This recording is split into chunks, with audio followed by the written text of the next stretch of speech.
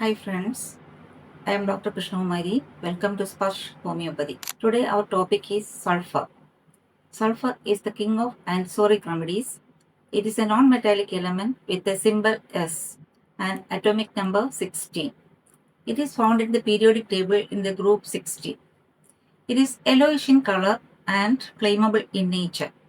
It is tasteless and odorless, but in compounds like hydrogen sulfide, it has a strong, unpleasant smell similar to that of rotten eggs. It is a compound found in amino acids and it is the building blocks of protein. It has a role in synthesis of vitamins and antioxidants such as glutathione. It is found in animal hair cells and also in essential oils of garlic, onion, mustard, etc. The prover of sulfur is Dr. Samuel Henneman and the common name is brimstone. That means burning stone. Sulfur is a product of volcanic eruption. So it has a tendency to erupt or bursting out of emotions. It is flammable and burns with a strong, unpleasant smell. Sulfur, the person also has a filthy smell. It is yellowish in color, so the discharges are yellowish in nature. Sulfur powder, it applied on the surface of the skin, it irritates the skin with a burning sensation. So burning is a characteristic symptom of sulfur and it is a remedy for skin complaints. If it is boiled up to the melting point, the yellowish color of the powder is turned to dark red color and all orifices of the sulfur has a dark red color. Then sulfur persons who lead a sedentary life confined to their room for study, meditation and philosophical inquiry, who take no exercise and take simplest food and it is not sufficient to nourish their body. Then over mental exertion gradually lead to various mental ailments. Dr. Constantine Herring called Sulphur the ragged philosopher, the scholar, inventor, who worked day and night in threadbare clothes, battered hat, and long uncut hair, dirty face. He is uncleanly and untidy. Do not care how the things go. Can say Sulphur, the false philosopher, because he dresses himself in most filthy rags with which he seems beautiful. He ignorantly wears a paper crown and thinks himself his majesty. The more he goes on in this condition, the more he becomes disappointed because the world doesn't consider him as the greatest man on the earth. Sulphur is very creative and intelligent. There is a distinct spiritual element in most of the sulfur persons, which is inspirational rather than intellectual. He has intellectual inspiration, romantic love, and zealous enthusiasm for anything under the sun. He is a true genius with a scientific and philosophical mind. He is optimistic and showing eccentricity. There is no more passionate person than sulfur. They have a tendency to delve deeply upon their interested subject with a passion that they undergo studying in whole of the thing rather than focusing on the single facet of the subject. Very often, he displays a detailed knowledge of his subject. Kelly and Lyko also shows this. Kelly and Lyko explain their knowledge in detail, but it is in a dry and serious manner than sulfur. Philosophical mania. In the inspired sulfur mind, the ideas are abundant, but there is no physical and concrete basis. Sulfur has a synthesizing mind, that means ability to integrate different sources effectively. All inventors work and fail, reasoning without any hope of discovery and without any possible answer. There is an aversion to follow up things in an orderly manner, an aversion to real work, an aversion to systematic work. That is a sort of inventive genius. When he gets an idea in his mind and he is unable to get rid of it, he follows it until finally, accidentally, he drops into something, and many times that is how the things are invented. They are loquacious, they speak very quickly when they are excited. Since there is so much they have to share with the world, they think and act in a larger scale than most of the others. Sulfur spirit is expansive and overflow into boundless enthusiasm, dramatism, and eccentricity. Majority of sulfur are extroverts and they are not shy when it is time to express themselves. They can tell the things in a short and interesting and amusing way. but Lyco and Natrum will adopt a dramatic tone to make a story more interesting. Sulphur doesn't have to be learned to be dramatic or passionate.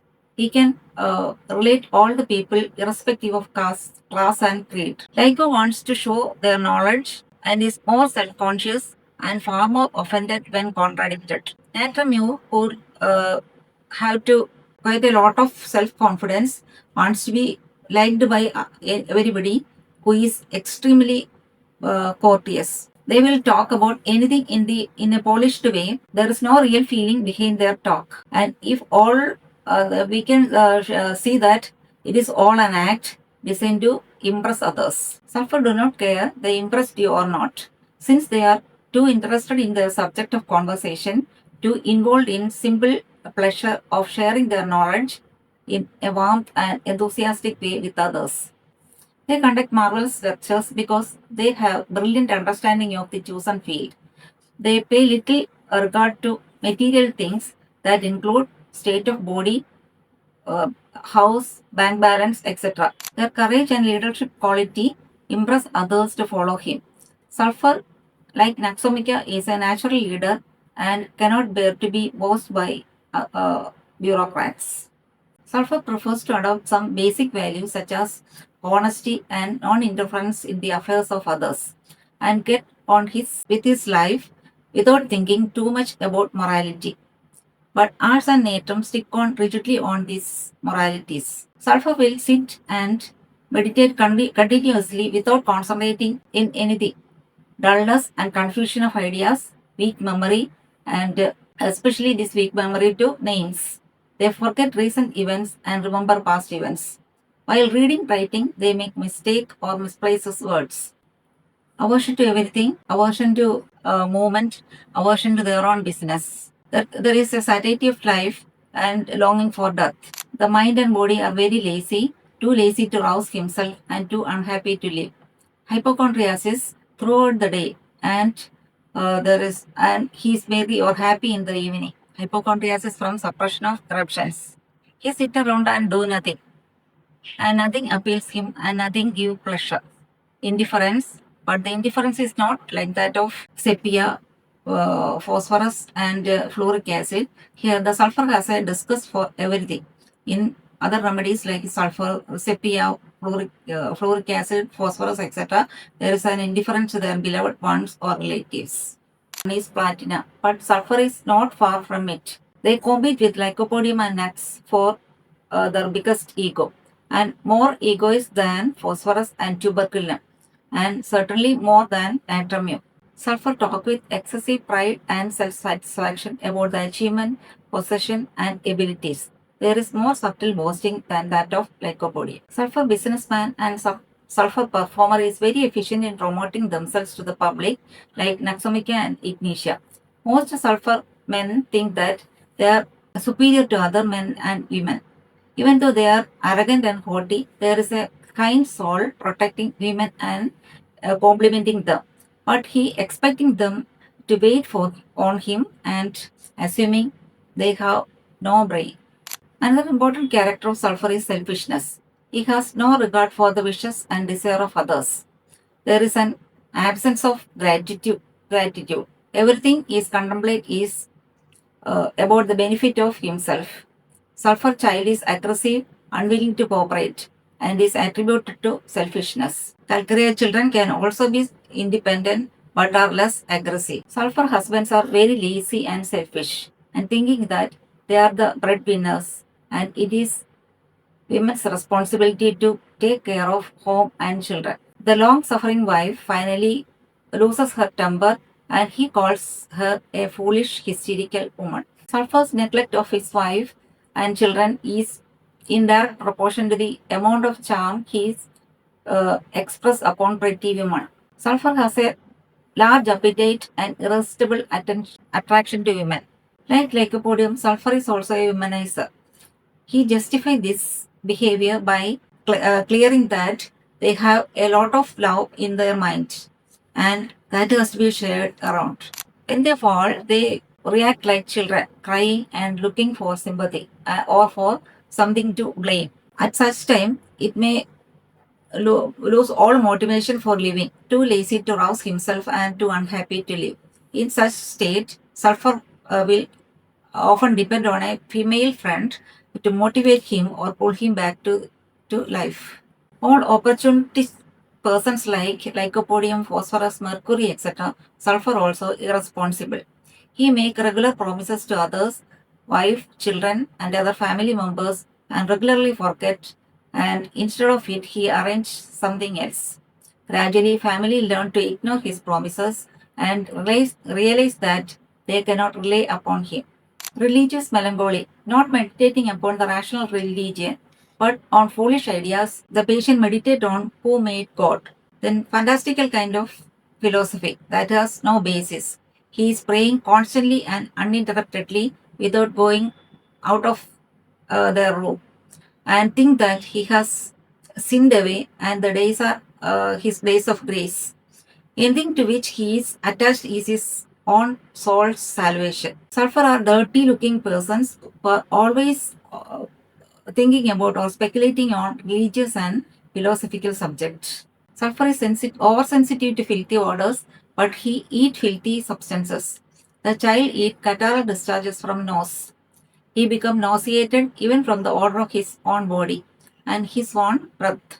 The odor of stool is so offensive and that will follow him around all day. In sulphur, cleanliness is not a factor and think that it is not necessary.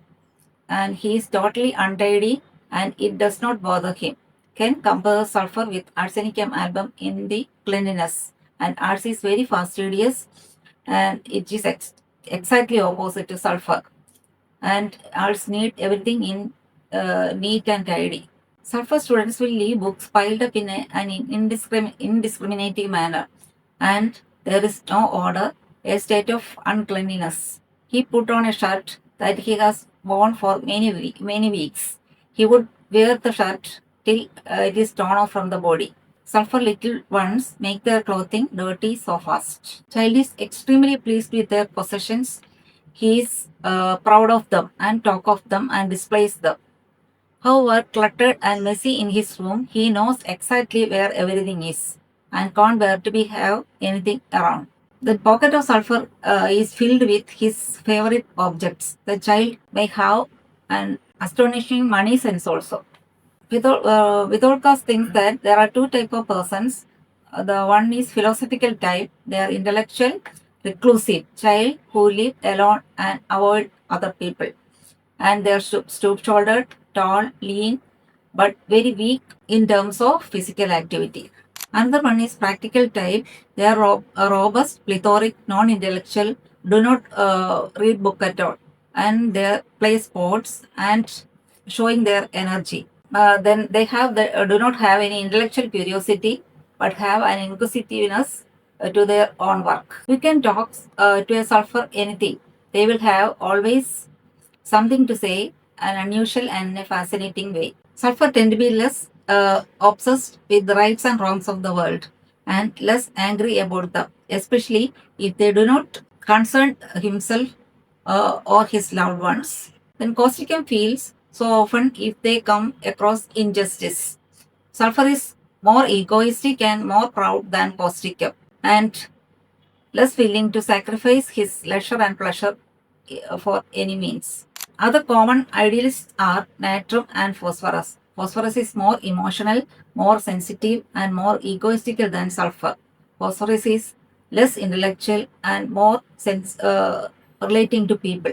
Sulphur is usually dogmatic and will not be swayed at all by differing opinions. Sulphur has need of recognition and appreciation.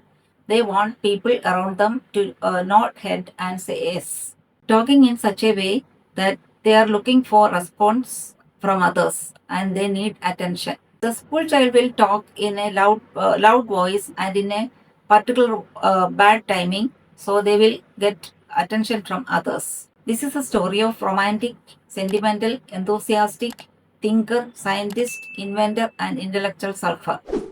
Thank you.